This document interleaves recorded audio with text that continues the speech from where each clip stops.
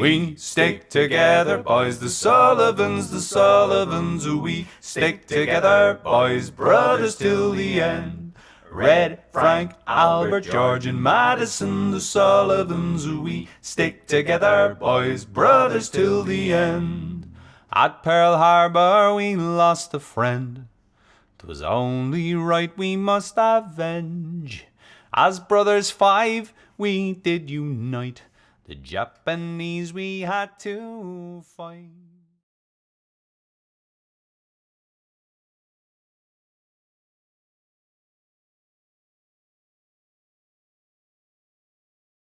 So this is a floor mat off USS Juno. We don't know where the floor mat was on the ship, but the City Museum in Juneau, Alaska has an identical floor mat. And the origin of their piece was attested to by an admiral who explained how he picked it up when he was a junior officer in the Pacific.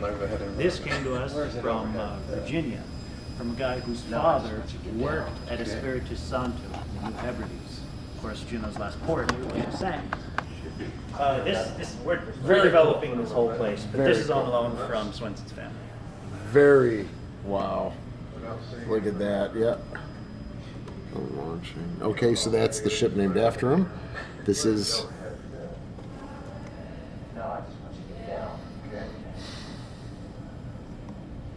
Nice.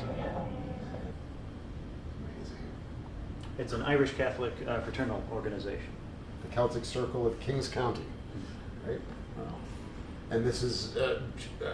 Blackhawk motorcycle club uniform. That was worn, right? That's not worn by one of the Sullivan brothers. Okay, but it's an original. It's concurrent with their membership. And it's nearly a kilometer away from the midsection of the ship right now. Over a mile of spread. And now we see the connection, I think.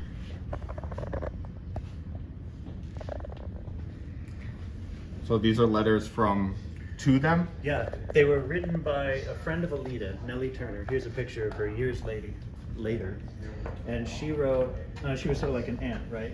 She wrote all the boys' letters for Christmas. Yeah, that's it. That's the best one I've seen so far. It's still very clear.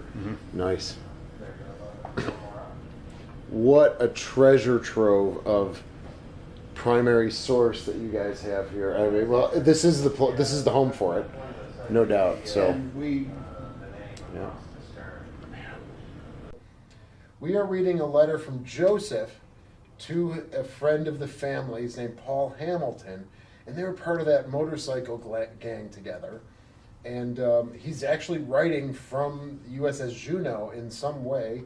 We see that it's they're still in New York City, so maybe it's around the commissioning or their shakedown cruise, probably because they're just posting it in New York. Daddy to the museum store. Daddy to the museum store. Thank you.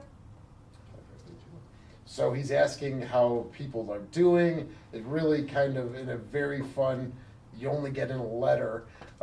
He's saying, there's so many boys in the service that Paul that he's writing to he's going to have to carry a ball bat to keep the women away from him because he'll have his pick of the litter. So it's really a very nice insight. You're seeing some of the slang that's used in the Midwest when he's talking about going to Milwaukee or the gangs in Milwaukee. So it's really gives a really nice snapshot not only of the time period but of the place and what they're talking about, those things that they're talking about. So in this letter, at least in the beginning, Frank is discussing the crossing the line ceremony, which is, if you've never done it, you're a pollywog or a slimy wog, and once you cross, you become a trusted shellback. And they bring Neptune in his court, which is usually King Neptune, Davy Jones, there's usually a devil there. And then, of course, there's the royal baby. And they find the most rotund sailor on the ship, but he has to be a high-ranking, either petty officer or chief petty officer, one that has a really big belly, and they rub petroleum or grease on his stomach, and you have to go and bow before him and kiss the stomach and now your face is full of, you know, potential hair and petroleum and grease and fuel, and so he's saying that the Juno has crossed the line 4 times. So I'll have to check the date of this, but that makes sense. And so he's commenting, he's saying on his old ship, you know, have you crossed the line yet? Or have you become a trusted shellback? Again, it's very, as Nick was mentioning, it's very vernacular to Navy talk and stuff, and it's really exciting. There's a great letter from a guy from Decorah, Iowa, who's writing to his dad. He's in the Navy. He's writing to his dad about where he is. He's like, I'm just off the islands, owned by the guy who runs the hardware store on Water Street. So if you look up, Right.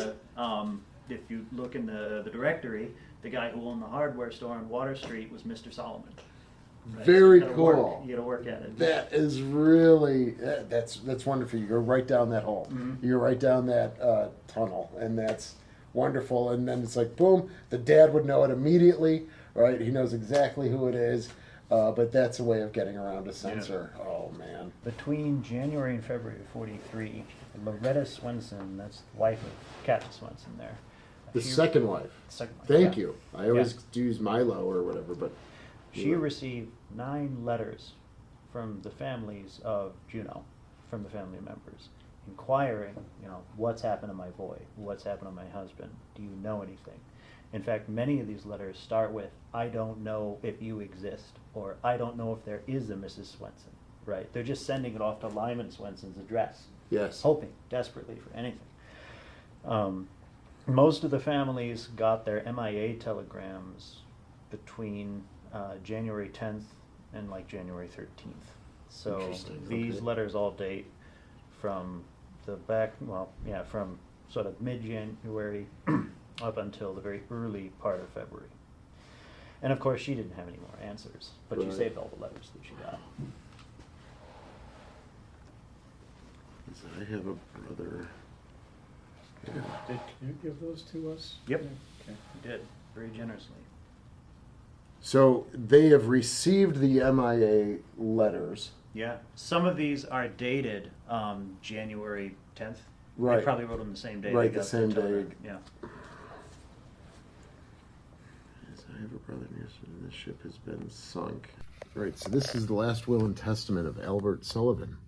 And as we know, he was, even though he was the youngest, he was the only one who was married, and he had a son named James and Jimmy. So we have 4 other folders sitting here. This is the beneficiary list. It says Catherine wife, James son. This is the beneficiaries. Let's take a look of Joseph.